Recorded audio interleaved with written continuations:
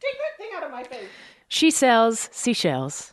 On the seashore. And the shells she sells are seashells, I'm sure. If she sells seashells on the seashore, they must be seashore shells. Okay, your turn. My turn. Ready.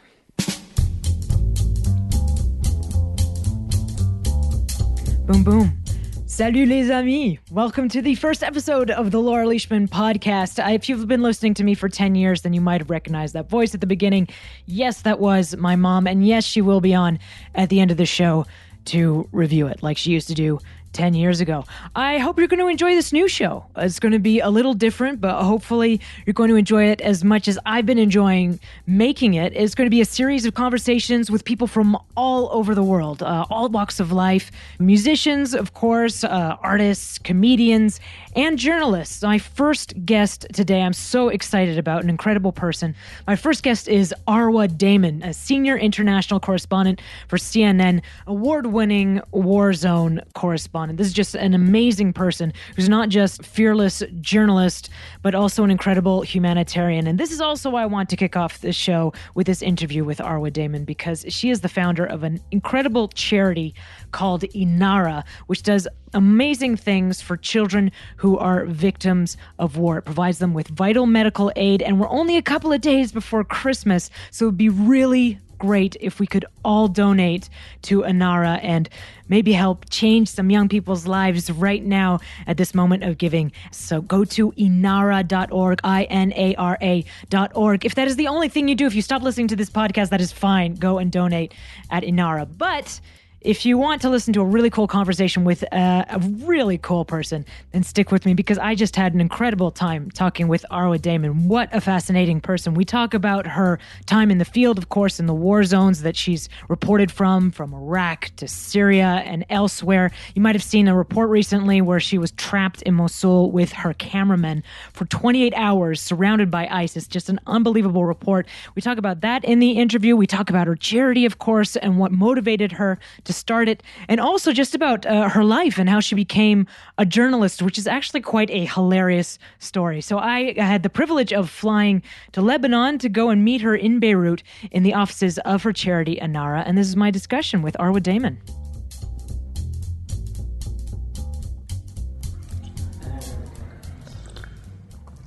That is the sound of Arwa Damon sipping coffee to dull the taste of her Nicorette chewing gum. Everyone's got to cope somehow. See, two years off cigarettes. More than 2 years, yeah. That seems like smoking the odd cigarette would seem like a forgivable sin for a war correspondent. It would, and there's been times when I've been in situations where I've been very tempted to start again, but luckily I've been able to stay strong. That is actually, I think, the most incredible feat of your career. So far. That's quite impressive. It might be, especially after that, I don't know if you saw it, but we were under siege in Mosul for about definitely 28 hours. Did see that. I was very tempted, very, very tempted. I can imagine. We're definitely going to get to that, because that was one of the most incredible reports I've ever seen in my life, and I can imagine how one could want to just inhale several packs of cigarettes over the course of 28 hours. We're here in Beirut, where you don't live anymore. You've moved back to be based That's right, in yeah. Istanbul. I moved back to Istanbul about 2 years ago now, which for me was fairly easy because I grew up in Turkey, so I speak Turkish, and it was a very natural transition. So the minute the opportunity arose, I jumped on it. I love Istanbul, one of my favorite cities. It's a great city. Look, I mean, Beirut has its own unique charms to it. I lived here for a while. I was based here for a while. And then prior to that, when I was based in Iraq, my parents were in Beirut. My dad was the headmaster of the American school here, so I would always come to see them, obviously, because when you're in a war zone, your mom and dad really want to see you. Make sure that you're actually still in one piece mentally and physically. So you mentioned your dad was headmaster of the American school, where one of their former students is someone who was born here. This is the reason I'm most excited about being in Beirut, is that this is the birthplace of Keanu Reeves. Really? I don't know if you know that. But I had no idea. You are 1 degree away from Keanu Reeves, which is really quite impressive. There you go. You learn something new every day. No Beirut, no Point Break, no Bill and Ted's. And where would we be? Where would we be then? Where would the joy be left in the world? And so your dad is American, right? Yes. And your mom is Syrian. Yes. And not from any family in Syria either. Your grandfather was a prime minister. Correct.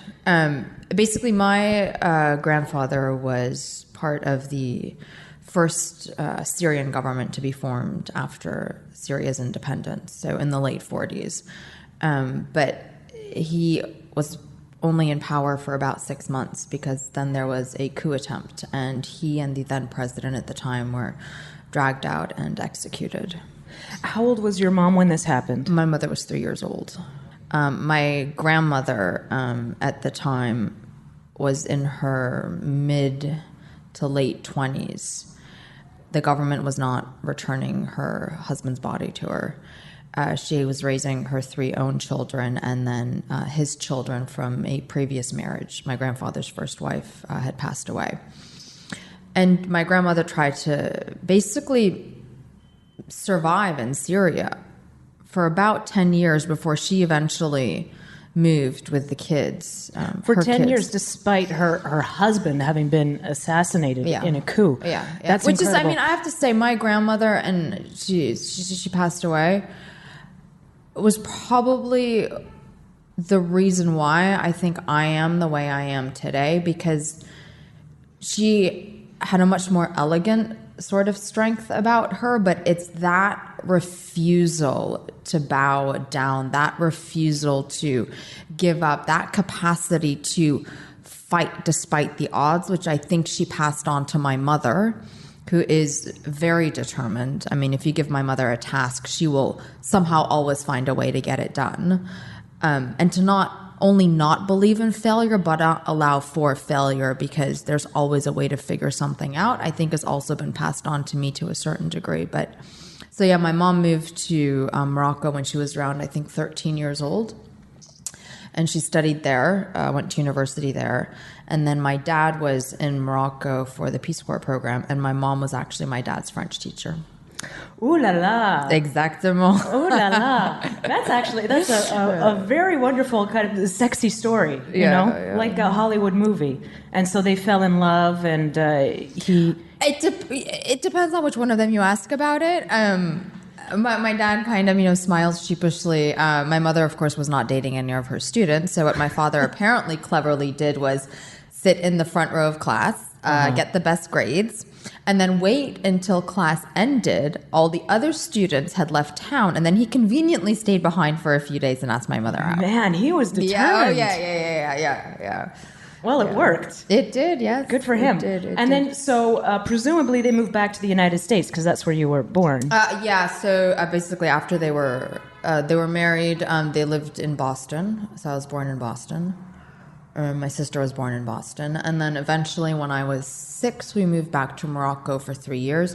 Then we moved back to the States for a year, and then we moved to Turkey. What was that like going back to, so you would have been around 9 when you went back to the United States. So you remember that part. And that's, especially for someone that's young, it's a different, bit of a culture shock. Yeah. What was it like going from the States then to Turkey? How did you feel about it? Well, I think what was quite interesting was when we were living in Morocco, we kept going back to the States for vacation. We would summer in the U.S. Okay. So actually going back at age 9, 10 and spending a year there wasn't that big of a culture shock. Going to Turkey for the first time wasn't necessarily a culture shock per se, because I grew up in a multicultural household, but it was definitely an adjustment. I mean, look, I went to a school called Robert College, which is a brilliant, amazing school. My dad was the middle school headmaster. I was younger than all the kids in my year, and I didn't speak a lick of Turkish. And you were the headmaster's daughter. Well, exactly. So who is going to speak English, which is their second language, to the new girl who, oh, by the way, is also the headmaster's daughter? So needless to say, I had to learn Turkish fairly quickly. I think the bigger culture shock was when I went from Turkey back to the U.S. for college. Okay. And everyone cracks this joke. I'm like, so I get to Skidmore College where I went, which is this lovely little liberal arts school. Saratoga Springs in New York. Exactly. I mean, if anyone who's been to Saratoga knows that it's very charming. Yeah. But I remember the first things was, there was like Thursday night TV lineup or something, and like all the comedy shows. Can't miss TV, Friends, and all the rest. I honestly, I kid you not, I'd never heard of Friends. So everyone's like, oh, she doesn't have any friends. She's never heard of Friends. They're like, let us explain to you what this is. That is actually quite hilarious. Yeah, but it was also there where I kind of... So people would be like to you, so how you doing? And you'd be like, I'm fine. I'd be like, what's up with the funny voice I don't get these jokes. But what was interesting for me also was, a lot of the people I met at Skidmore weren't necessarily internationals and weren't really all that exposed or all that interested in what was happening internationally. But then all of a sudden, here's this, blonde girl, looks like the girl next door, talking about, foreign affairs and wars in the Middle East. And back then, the big focus was obviously on the Palestinian-Israeli conflict. And they would become interested in it. And so, later down the road, when I was toying with the idea of journalism, that's kind of what it was rooted in. It was the fact that, people, I think a Western audience could relate to me talking about these issues that would have otherwise perhaps seemed so foreign to them because the Middle East always seems foreign and bizarre and different. And did you feel that there was that when you went back there, when you said where you grew up and where you were from? Did you feel a separation from people because they weren't interested? Did that bother you? No, I think that's the interesting part of it is once I told them where I was from, they wanted to know more. So it kind of gets you thinking about, how do you awaken this curiosity in someone about wanting to know more about something that may seem to be foreign? How do you present things to people in ways that they can perhaps relate to so that they do then become interested in it and ask more questions. And I think, in the college years, the relatable thing was on a very, superficial level to a certain degree, perhaps me. Right. And, I can tell good stories too, or so they say. It was all already there, all the future career. And then you moved to New York City, that's correct? I did, yes. And you worked for a company that made dog sweaters? Okay, I first of all like to say that I worked for a Turkish textile company. Yeah, but that sounds very distinguished. But they did make bathrobes for dogs? Dog bathrobes. How did you end up working for a company that makes dog bathrobes? So I didn't know what I wanted to do, and I graduated with basically a degree in French and biology and a minor in international affairs. And I was in New York, kind of doing random jobs here and there, and I happened to walk into this clothing store, and the guy who owned the store spoke Turkish. Of course, I do, so we started chatting. And then a few months later, I get a phone call from my dad, who's in Turkey, and he's like, this guy is trying to get in touch with you because he wants to offer you a job in New York. You must have made an impression. I guess. Or they just wanted an American-looking girl who could speak Turkish. Right. I don't think there's a million of those. It's kind of what they were looking for. Anyway, so that's how I ended up getting this job in business marketing and honestly, nothing I had any background in whatsoever, kind of helping this terry cloth textile company set up shop in the United States. And yes, one of our clients was a dog company. I mean, they were really cute awesome. To a certain degree. I mean, sure, it wasn't my thing. It was kind of like a transition, but that's how I ended up being in New York when 9/11 happened. Right. So tell me about how that was for you, because obviously your perspective is unique. And tell me about how that day played out for you, what your emotions were when that happened. Well, I was in my apartment. I think we lived on Lexington and 31st, and I had friends who were further downtown. And I remember one of my friends called me and she said, Arwa, some pilot just flew into the Twin Towers. And that was when the first plane had hit. And people sort of thought it was an accident. Yeah, exactly. The time the first one hit. And then, of course, the second one hit. And then I remember I actually went to work. But our office, this Turkish company's office, was right next to the Empire State Building. So then the office got evacuated. And then the first tower had already collapsed. And then a bunch of us were standing in the street as the second one collapsed. And then the next moment, you remember things in freeze frame moments. So my next moment that I remember is a lot of people back at my apartment with, because people weren't able to get home. And then the next thing I remember is the long lines of people wanting to go donate blood and how quiet the streets were. And then also the military had begun to roll in. And then And then there were, of course, the demonstrations and then the rising anti-Muslim sentiments. Right. So how was that for you, seeing these demonstrations, seeing this anti-Muslim feeling? It was really hard. And it made me angry, and it made me sad, and it made me need to do something. And did you have any of your friends, like people you knew? Who had that kind of sentiment? A Turkish friend of mine was at home, and it was a bit after 9/11, and he'd gotten together with a bunch of his friends, and they were watching a soccer game. And I mean, people get rowdy watching soccer games. Yeah. And his neighbor, who he'd lived next to for a while, called the cops on him, and they came in barreled in. There were a few other instances of friends of my sister. This was in the United States. This was in New York. In New York City. Yeah. There were a few other instances where, mosques were being vandalized. And I remember, I think there was a demonstration in one of the parks in New York. I don't remember which one right now. But I remember getting out of the subway and walking past it. And I felt this sense of I need to explain to these people. I need to explain people to people. Right, like the sense of these people aren't understanding. Yeah, but it was also more of a sense of and this is still true today. We need to understand one another. Mm-hmm. We need to start listening to each other. We need to teach us about each other to a certain degree so that we don't get sucked into these stereotypes, because the stereotyping, the rising anti-Muslim, anti-immigrant, isolationist sentiment, I believe, are not going to make a world a safer place. I think they're going to make it more dangerous. But it's interesting with your reporting too, the stories that seem to resonate the most are the ones where it's about an individual's story. And that seems to really transcend all of those kind of sometimes prejudices. And in those when you do those kind of stories and it resonates with people, does that give you hope, though, that these kind of ideas can be sort of broken, you can go past them, that fundamentally people want to be good? It shows me the possibility, and I think gives me and my colleagues, this ability and the desire to keep going. But at the same time,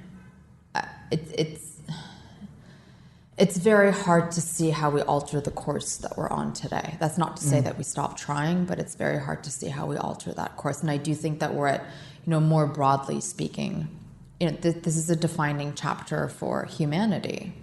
What trajectory do we want to take in the future? Do we still want to keep perpetuating this notion of a global world? Or are we going to say, do you know what? We're done with that completely. We're going to stick to, and let's all just accept it. Let's say, you know what? We're going to be isolationist. We're going to care for us. We're going to care for people who look like us. That's that idea that it's no longer about left and right, but about open or closed. Isolated or closed. Yeah.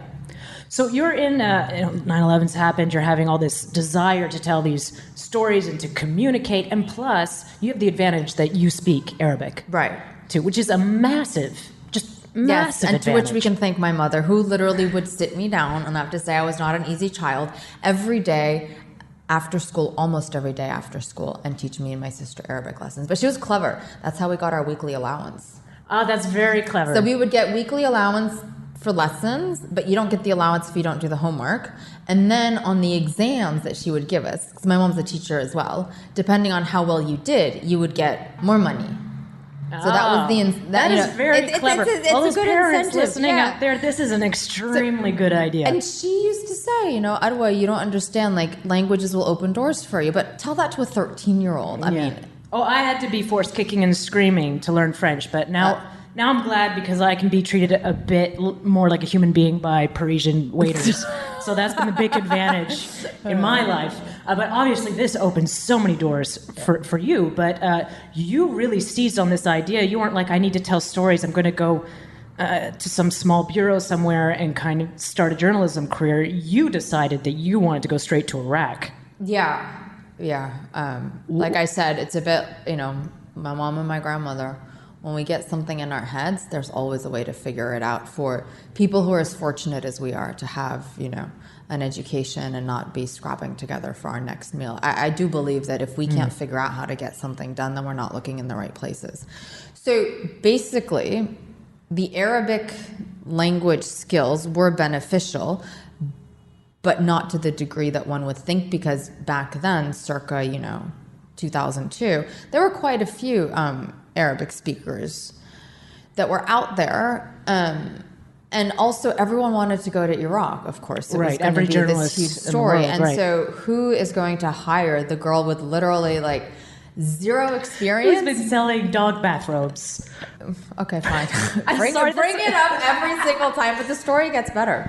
Because it wasn't just dog bathrobes that gave me my career. Okay. But anyway, so basically I put out my resume to, CNN, which I still give them a hard time about today. I'm like, you guys could have hired me back then. Well, and they were like, no, who is this person? Well, they look at the resume and it's like, no experience, no nothing, language skills, go get experience somewhere, Yeah. And all the usual, suspects you could possibly imagine. And no, go get experience, go start small, this, that, whatever. Turned out that my little textile bathrobe, doggy bathrobe company, was right next to this company called Camera Planet. And Camera Planet was sending a crew into Iraq in this co-production with National Geographic Explorer.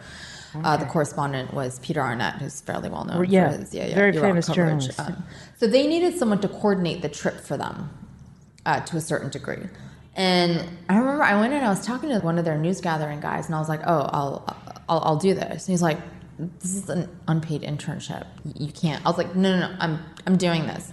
Left the doggy bathrobe world, asked my parents if they could help me out for a few months. Of course, they said yes, and then I took this internship with this company. And through that, I built contacts at the Ministry of Information in Iraq. Camera Planet wasn't ever going to take me in with them. So then I found another production company that had been trying to get visas for months and couldn't. They were called Feature Story News. And so I eventually got in touch with them, and I said, I can get you guys visas. Will you take me with you? Oh, okay. So, which they did, and I was very fortunate. The correspondent, who's also the president of Feature Story News, Simon Marks, and his cameraman, Dennis Lefkovich, the two of them are literally one of the best teams that are out there. And I think they set a standard of journalism for me that I still strive to achieve. That's my line. I mean, they're both absolutely brilliant. And that really helped with my learning curve on the ground. But the funny thing is, so we get to Iraq. And this is when Saddam Hussein is still in power, obviously. And your parents are okay with this, by the way? At this point, they were, because it was still Saddam Hussein's Iraq and the war hadn't quite started yet. Right.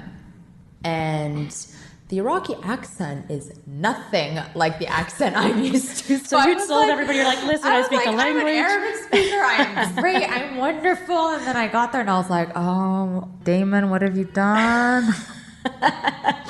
So I understood enough to obviously understand the gist of a conversation, but to get the exact translation, I had to go and run around the lobby and look for someone. I'd be like, do you speak with a Syrian accent or Lebanese, Palestinian, Jordanian, anything? I was like, I can't understand what you guys are saying. What is it like? Is it like someone from deep rural Scotland for an American accent speaker? Pretty much, okay. Yeah. Nothing against the Scottish. I'm Scott, by the way. I just want to put that in there. So that was that. That was my first trip in. That's an amazing story that you really did make it happen. And so then once the war starts, you have to leave. The war. So basically, we got kicked out. Myself and my Feature Story News team got kicked out along with a lot of the other press corps right before it started, and we were all waiting in Jordan. And the way that you got back in, if I've got the story right, is just, it's even more unbelievable than going from selling doggy bathrobes to this. You got back in as a sort of undercover Lebanese porta potty saleswoman. Everyone's like, how did you make your career? I'm like, I sold towels and toilets. And I'm like, no, seriously, I did. So, yeah. Broadly speaking, I mean, yes, I was still a freelance producer. I freelanced with Fox. I actually went into Baghdad for about 3 months with them. Went back in with Feature Story. Met some people at CNN. And was emailing with the bureau chief at the time, Kevin Flower, who wouldn't hire me. He kept saying, you're well recommended, but you're still, new to the industry. No one really knows who you are, and people dynamics are very important in these kinds of situations, in these kinds of bureaus. So I was like, what do I do? What do I do? So yes, I took this job with this Lebanese Porta-John company for about a week. How did you even find it? It was like an ad in the paper? No. It was this guy who I used to ride horses with, and I was chatting with him, and he had some shares in the company, or he was in the company or something. And he was like, oh, they're looking for someone to help him out with contacts in Iraq. And of course, I had a ton. This is just, all of this is just so true to the motto that you told me about beforehand, that if you have to make things happen, and you can make things happen. Yeah. Anyway, so I was like, okay, sure, fine, whatever, I'll go. I remember I drove in, because back then you drove from Baghdad from Jordan to Baghdad. So we're driving in and we're going through Ramadi and Fallujah, which were still fairly dodgy. And I have these two British gentlemen who'd never been to the Middle East before in the car with me. And our car breaks down just outside of Ramadi. Oh, man. And one of them takes his shoes off and he's airing his feet out the window. And I was like, no, stop. Back in, like, you don't do that. First of all, you don't really do that anywhere, but then you really, really don't do that, So that it was like you've broken down and he just like taken a red flag or something. Pretty much. Like, we're over here and we get the car changed. Oh, I'm remembering all this stuff right now. Like, I haven't thought about this in so long. And we get into their house that's in downtown Baghdad, and they're literally showing me, they're like, oh, here are the guns under the kitchen sink. Oh my gosh. If anything happens, grab one and go to the roof. I was like, are you kidding me? Had you ever seen that kind of weapons up close before? Yeah. No, I mean, yeah. But, and I also knew enough about security to know that it wasn't necessarily all that secure. But luckily, at the time, Baghdad wasn't as bad as it was about to become. Mm-hmm. Anyway, so I eventually get to CNN, and I'm knocking on the door, and I'm like, hey, Kevin, it's Arwa. I've been emailing with you. I'm here. I was like, what are you doing here? I was like, oh, well, I'm kind of selling toilets, but I actually came to talk to you. Or something along those lines. That is the best opening line ever. I mean, I would definitely have hired you on the spot. So 2 weeks later, basically, I had my first CNN freelance gig that went from kind of a month rotation to 3 months, and then it just kept going. And now you've been with them for well over a decade. Yeah. That's like an unbelievable story. And you stayed in Iraq for what, about 10 years? I did. I was based there. I pretty much stayed there more or less full time. So from that first time I went in 2003 up until 2010. And I saw in a previous interview that you said that for you there was a moment where the whole situation in Iraq could maybe have been salvaged. There was a moment right after the fall of Saddam. There were a few moments. I think there were a few moments. There was a moment, yes, right after the fall of Saddam, that first summer, when I think with the right decisions, or had the wrong decisions not been made. There's still a big debate about this. Iraq could have been saved. Because there was a positive feeling. There was. I mean, there was. People were willing to give it a chance. I mean, you had a stratus of the population, a significant stratus of the population, obviously, who wanted to see Saddam gone. You had a chunk of the population that was skeptical about it, skeptical about foreign intervention, especially U.S. intervention, because America does not have a great track record in the Middle East, never has, and still doesn't. And then you had a minority portion of the population that was staunchly against this. And they were the ones that obviously started up the insurgency at the beginning. And then the wheels came off, and I think for us as journalists, one of the hardest things was, for the longest time, the U.S. administration refused to accept that things were going downhill. And in that refusal to accept it, they did not confront it, which only aggravated the situation. It must have been frustrating as a journalist, I suppose, seeing one thing and having the feeling that publicly they were saying something else. But the U.S. administration did not accept that, to a certain degree, at least publicly, the scale of the violence up until it got to levels that they were no longer able to deny. Well, tell me a bit about what you saw, too. So this is, all of this, I guess, your introduction to a war zone. What was that like, seeing that kind of violence and suffering up close. Do you remember your first experiences that I do. Yeah. shocked you that way? Yeah. So it's because I was there for so long, it kind of, I saw the trajectory of it. My first big kind of car bomb was the one that hit the Red Cross in 2003. When the UN bombing happened, I was up in Tikrit at Saddam's palace. And I just remember it's just the massive crater, the bits of flesh that just hang, kind of drip from trees. The emergency crews trying to get in there and dig everything up. But the one kind of defining moment for me that's really in my mind is in Samara. The U.S. went in to try to retake it. And we were with this company, and they'd lost a soldier in the fighting, and it was fairly intense, street to street, absolutely exhausting. I have no idea how the guys, do this sometimes. I think at one point, I was scared, but I was so tired I fell asleep in the street in the middle of a firefight because we were taking cover. And I thought to myself, we're probably not going to move for a while, and my eyes just shut. And then they tap me on the shoulder, okay, let's go. That is a new level of being able to fall asleep anywhere. Probably. But then after the fighting ended, the next day we were going with the U.S. military to the hospital. And as we're driving up in the Humvees to the hospital, there's a woman in the black abaya who's kind of walking towards it. And at one point, she just collapses to her knees. The abaya falls off. She has this beautiful chestnut hair. And in my mind, I probably translated it to English, but she's wailing, why? And it was just such a gut-wrenching sound. I mean, that kind of sound that doesn't just grip you in your throat, it punches you in the gut, and you see her doubled over, and it's so painful and so deep that you almost physically end up doubled up in that same position watching it. Her brother had been killed in the fighting and was inside the hospital, and she was going to try to retrieve the body. And for me, that one question, that one why, that one wail of why is just, it applies today, actually. And would you know how to answer that question?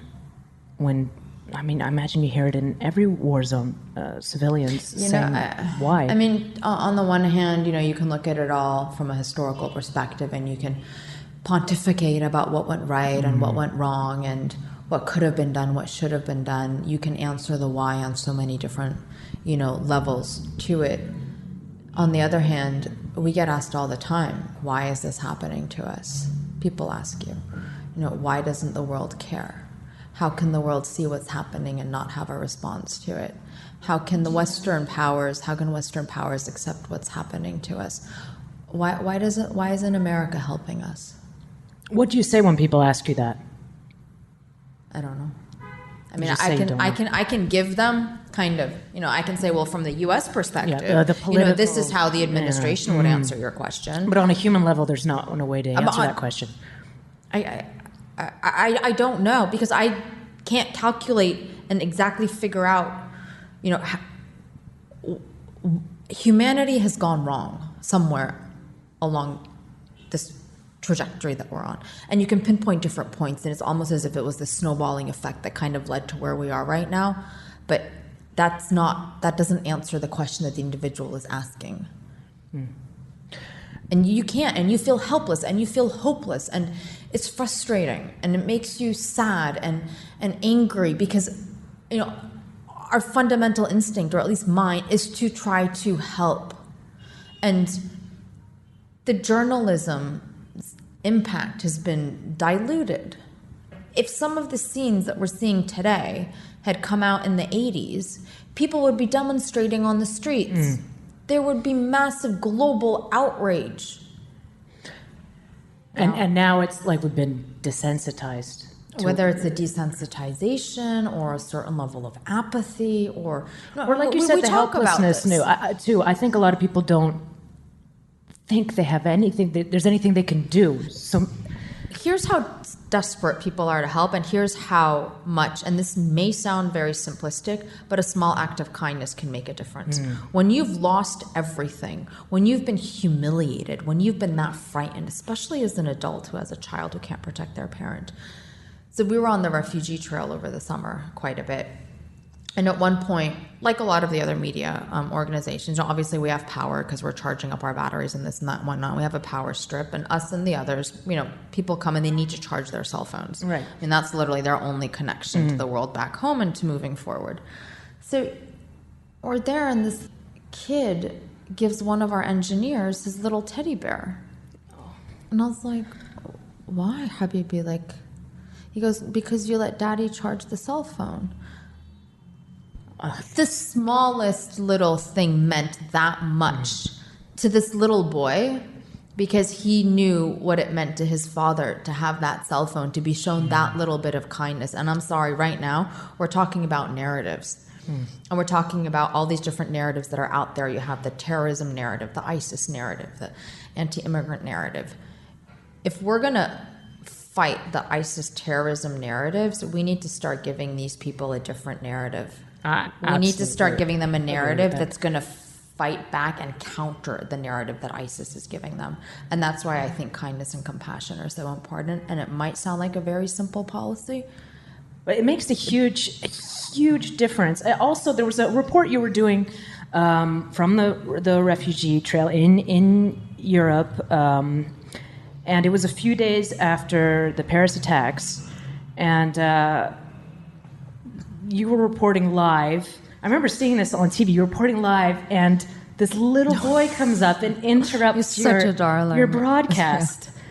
And it was so sweet, because you were just for a second hi, and then he sticks around. Still there, I know. We were talking about something that was very serious, because actually one of the attackers had come through that particular island that we were on. And so this whole thing was being viewed differently, because there'd been a sort of movement up in there until then, and a feeling in Europe of great compassion that was sort of taking hold in all of Europe. And then this happened, and I just thought it was such an important small moment, because this boy stood there, and instead of sort of gesturing him away, he stood there, and you had a little conversation with him in Arabic. Yeah. And you were live to millions of people globally, and you just went, sorry, just a second. Sorry, excuse me. Sorry, 1 second, I'm going to talk to this little boy. And he had a big smile on his face, because he was full of hope, because they'd made it that far. Exactly. And then you translated the last part of the conversation that he said he'd go. They were on the way to Sweden. Yeah, exactly. Yeah. And I mentioned that story too, because that was just a small exchange, and I thought that was an act of kindness too, to just sort of listen to that boy for, it must have been maybe 20 seconds of an international broadcast.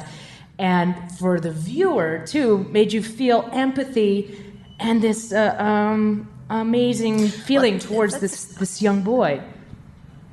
I always say to myself, not always, but often say to myself, if I could just transport people into half an hour of some of these conversations that I have, because not everything gets translated into a report or a news report, or a lot of it ends up happening off camera. There's, these little moments that happen, but if just for half an hour, sometimes you could sit people down to talk to each other. I mean, what a difference that would make. And I think that's what I actually try to do a lot in the reporting, because I do have the advantage of, Arabic and English, especially right. And that's the sense I get from your reports too. It creates this instant sort of rapport that is more difficult to create if you have a translator next to you, and there's a distance. I've reported in countries where I don't speak the language. It is very, very, very difficult.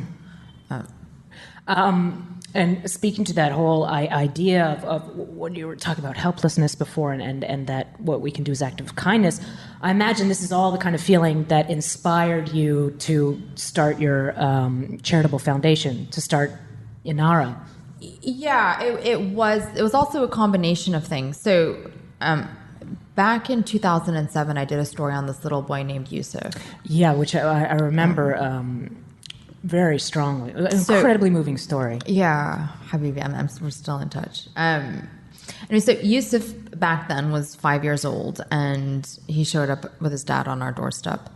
Eventually, after they were looking everywhere, trying to get him help, because for reasons that are not clear today even, Masked men threw gasoline on him and set him on fire as he was standing playing outside of his front door.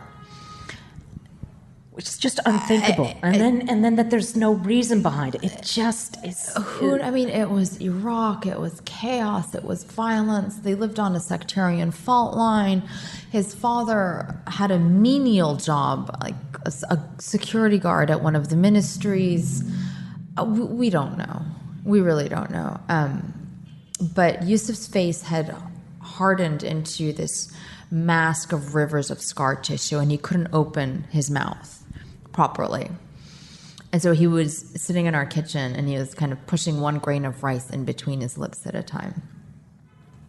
And our entire office, our hearts broke into a million pieces over what had happened to this kid, and we were all determined to somehow try to figure out a way to do something. So we did the story. We told his story.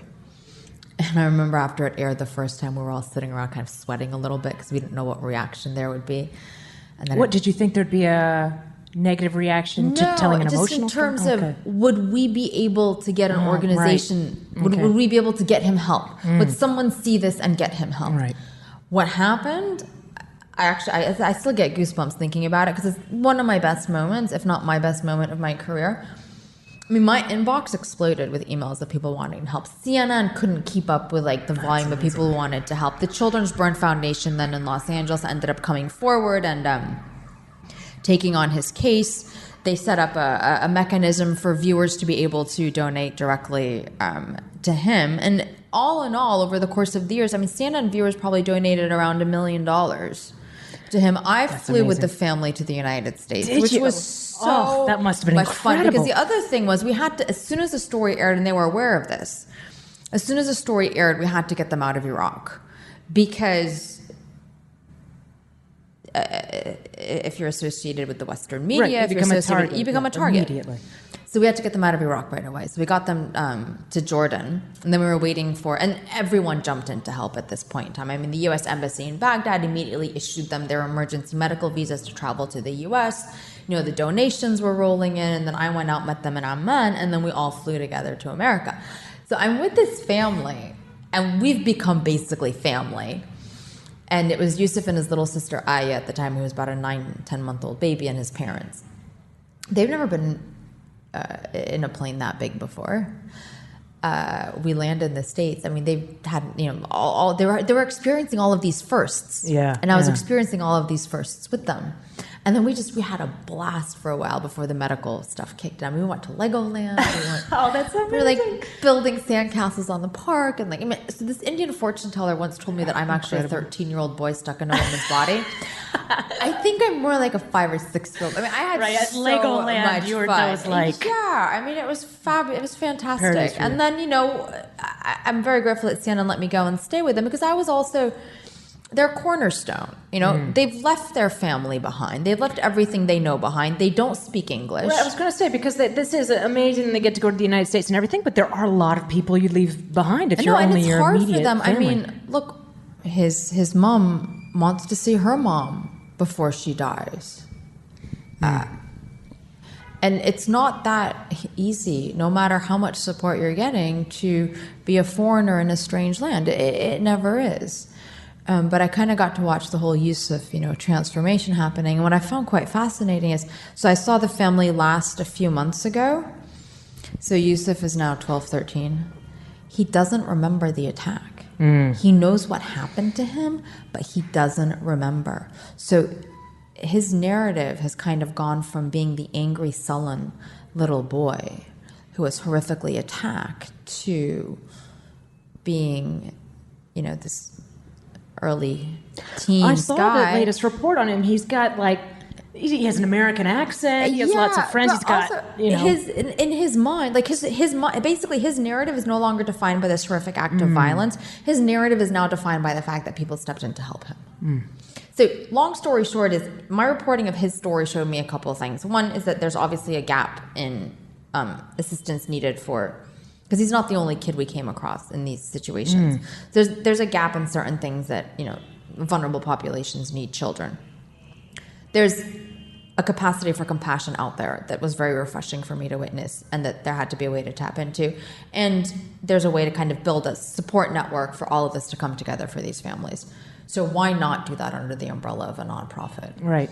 And the more, over the years, the more exposed I was to the war zones, the more I saw a greater need for it, whether it was something as small as, the mom with the kid with a cleft lip who doesn't know that Operation Smile exists, right, to the kid who's lost a prosthetic who doesn't know that Handicap International exists, to those other cases where there isn't an obvious organization to take them on. And therefore, I know someone, you know someone, everyone knows someone, and you bring all the someones together and you make it happen, because there's no excuse for it not to. There's that motto again, you can make it happen, and people can. And so that's kind of the thinking behind, INARA. So we go out, we do, we did a needs assessment in Lebanon. We actually isolated gaps that needed to be filled. We have a massive network across, the NGO world here. We're part of all sorts of health working groups. We refer on when we get cases. If someone else already provides that assistance, there's absolutely no point whatsoever in competing or doubling up. And when no one else does, then we do it. I think it's like a great organization, and I learned a lot just by reading about some of the cases of the children that you've been helping too, because a lot of the injuries are when children, for instance, are running away from an airstrike or something. There was a young girl, I think, probably from Syria, I can't remember exactly, running away from an airstrike, tripped, fell on a knife. And it's those things that you don't necessarily think of the everyday. That living in the war is every day. It's not necessarily just getting killed by the airstrike or the bullets. It's everything else they have to live with. And reading that too, you have just such a huge wave of empathy for what people actually must be living every day in Syria for years now. Years. And I saw you and many other journalists say that this conflict is unlike any other you've seen.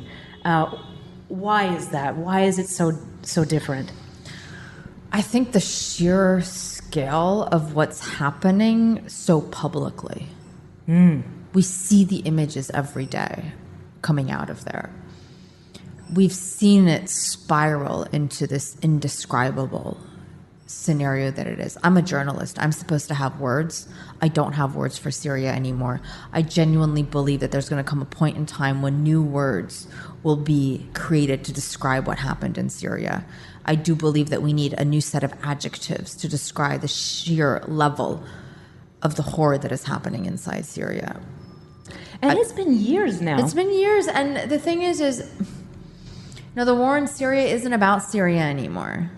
The negotiations are happening on a much bigger, broader, political arena, mostly between the U.S. and Russia. And, Assad and his allies and Russia and Iran and all of the various different entities fighting on the ground, they've managed to stick to their narrative from the beginning, and the Russian involvement changed the landscape for the Assad regime and allowed them to move forward. And there was nothing to counterbalance that. It's interesting you say, too, they've stuck to their narrative, because from day one, Assad came out and said, I am fighting terrorists.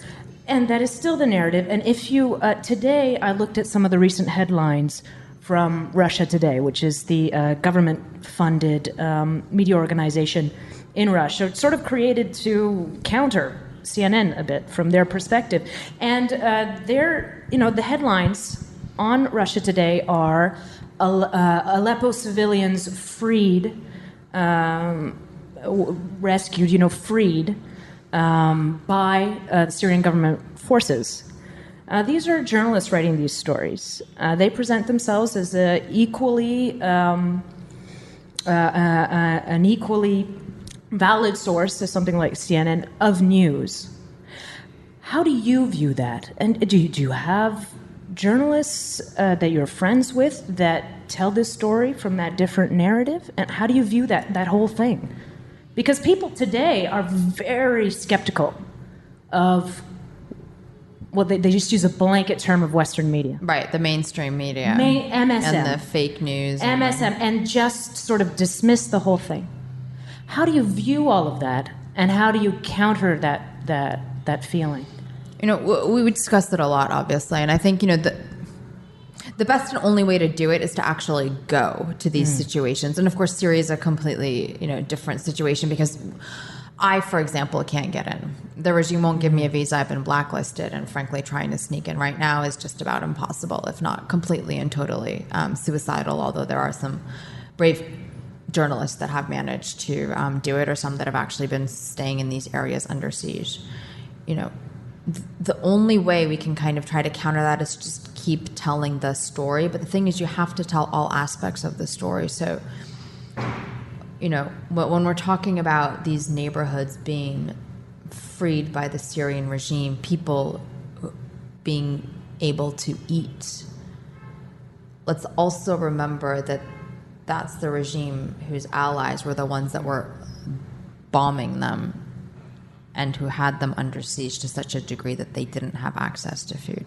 And that's not to say that the other side isn't just as culpable to a certain degree, but if you look at the sheer scale and level of numbers of the way it's happened, I mean, the deaths that have happened in Aleppo on a consistent basis, the systematic targeting of hospitals and institutions. I mean, Aleppo is different because it is a war where old conventional warfare between nations no longer applies. The war against ISIS is completely different.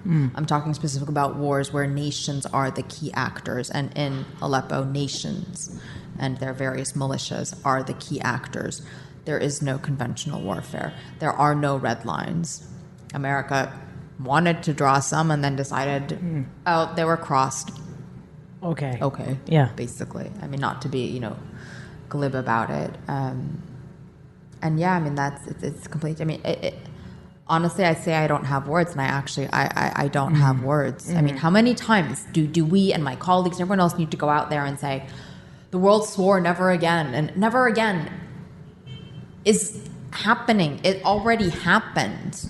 So I get the impression that a lot of Americans have the feeling that they're sort of damned if they do and damned if they don't.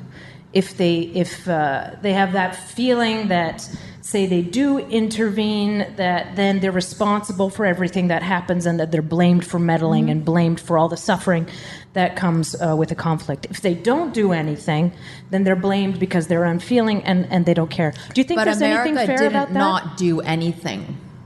If America had from the beginning taken the decision and openly said to what was then a revolution, we are not going to get involved. So this do is not even have an idea that we're going to get involved. So and then actually stayed out of the whole thing instead, or even later on. You know what, Russia, you want this mess? Take it.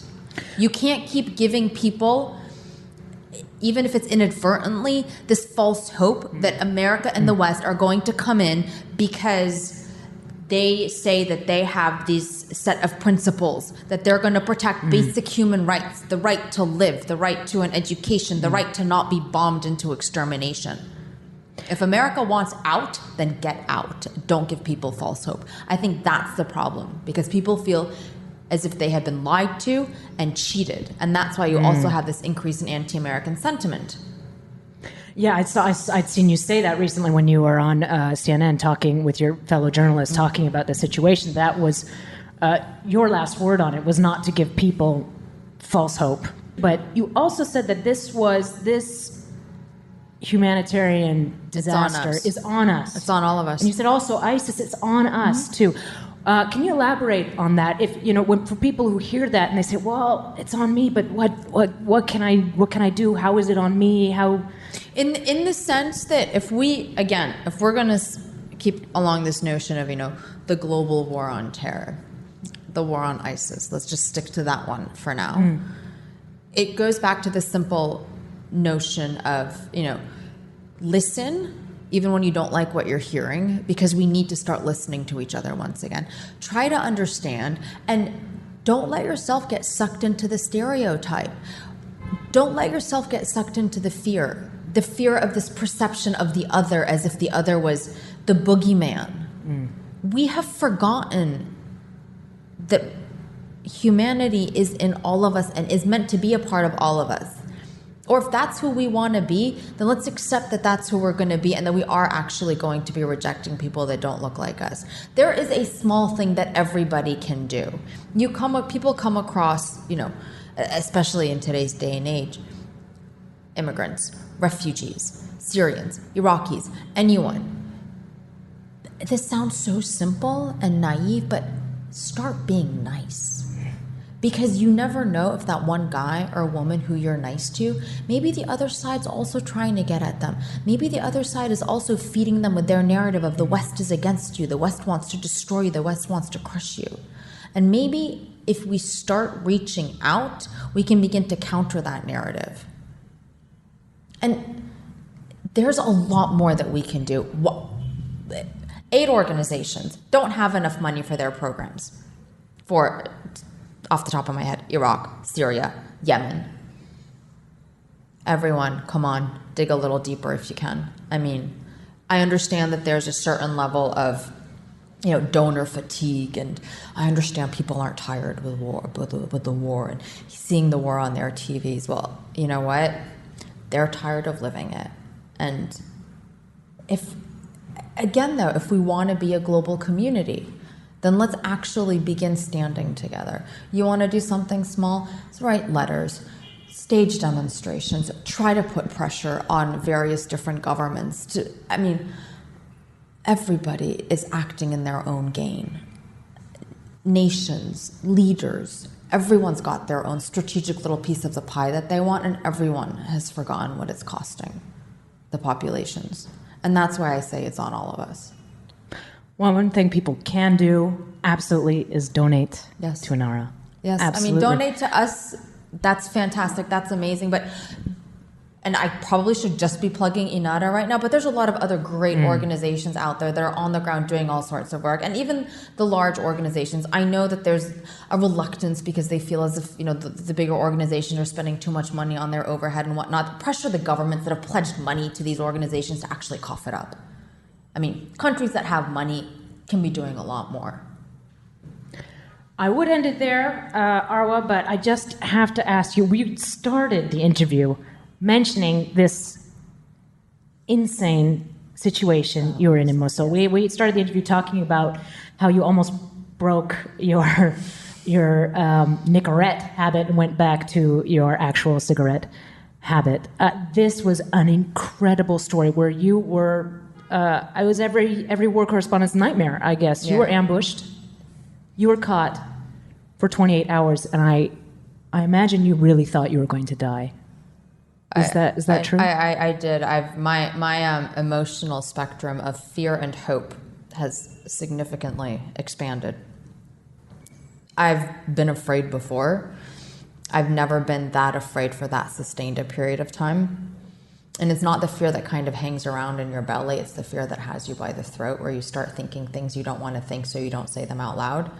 And my hope spectrum, I understand why people, even if part of them knows that what you're saying to them may not be true, will cling to what it is. And what basically happened is that myself and cameraman Brice Lenet, who was with me as well, we went out on an embed with the Iraqi counterterrorism forces, and the regiment that we were with was just... ambushed by ISIS. And the regiment had managed to push through the first two neighborhoods fairly quickly.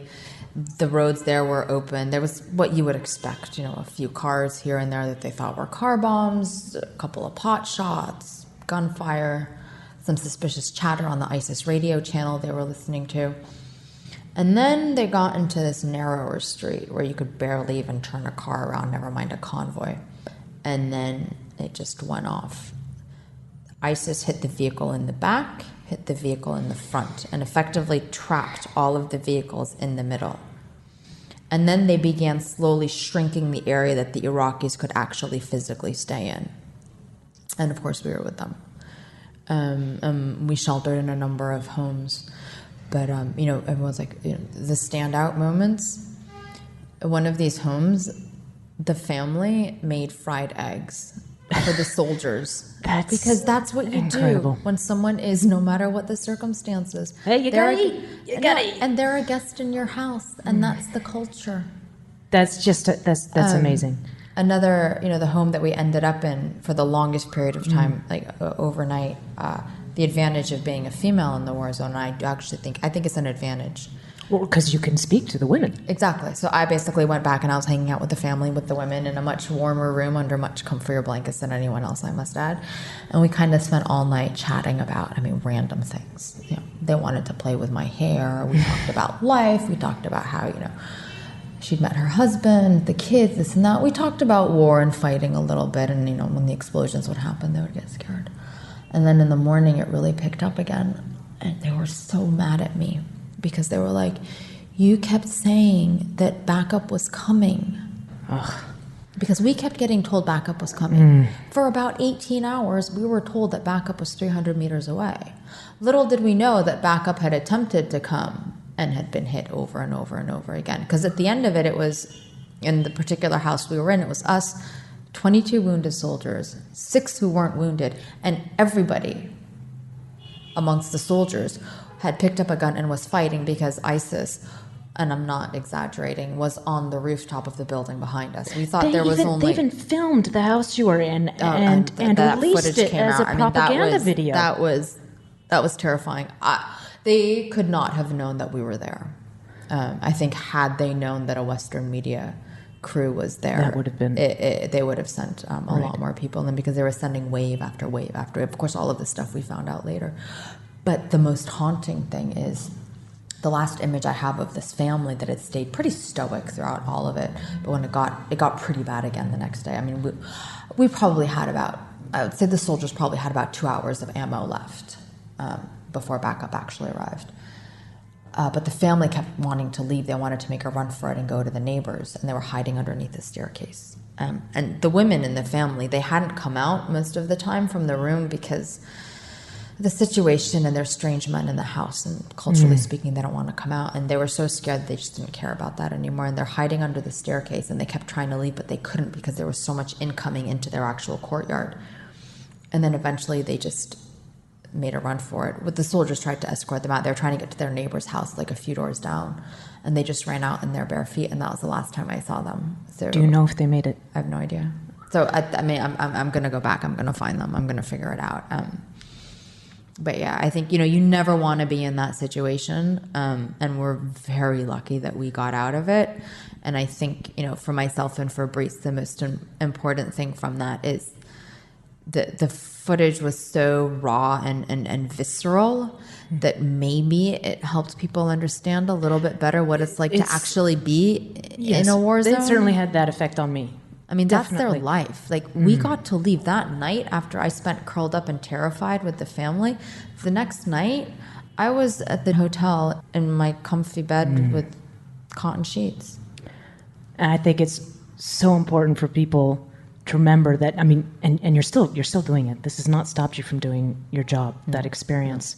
And for people who might be cynical about MSM, etc., there are people like you literally risking your life to tell these stories of people whose lives matter equally to ours. And it's been such an honor interviewing you, Arwa. I really mean it.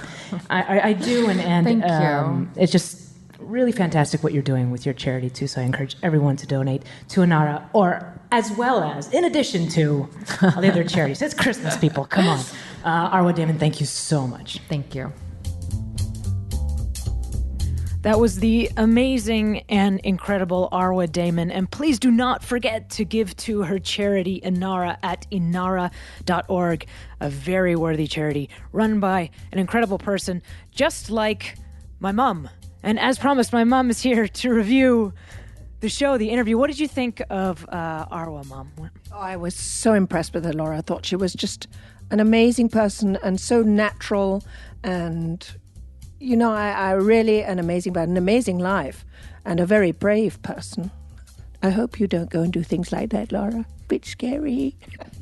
No, I'm happy just talking to people who do that kind of thing. But if I ever choose to do that kind of thing, I won't tell you, Mom. Yes, that might be a good idea. Mm-hmm. Really, she was wonderful. And, sense of humor and very alive and very caring. I thought it was a very appropriate thing to listen to at this time of year because she hadn't lost sight with her job of the people and the tragedies that she was reporting on, which really came home, I thought. Don't you think so? Absolutely. I thought that was I loved interviewing her. I thought she was really, truly amazing. So you ready for the next one, Mom? The next episode? I guess so. Yes. You mean the next episode, your next episode? Yes. What do you think? The next episode of what? Laura, just checking. Yes, of course I'm ready for it. I can't wait. Good.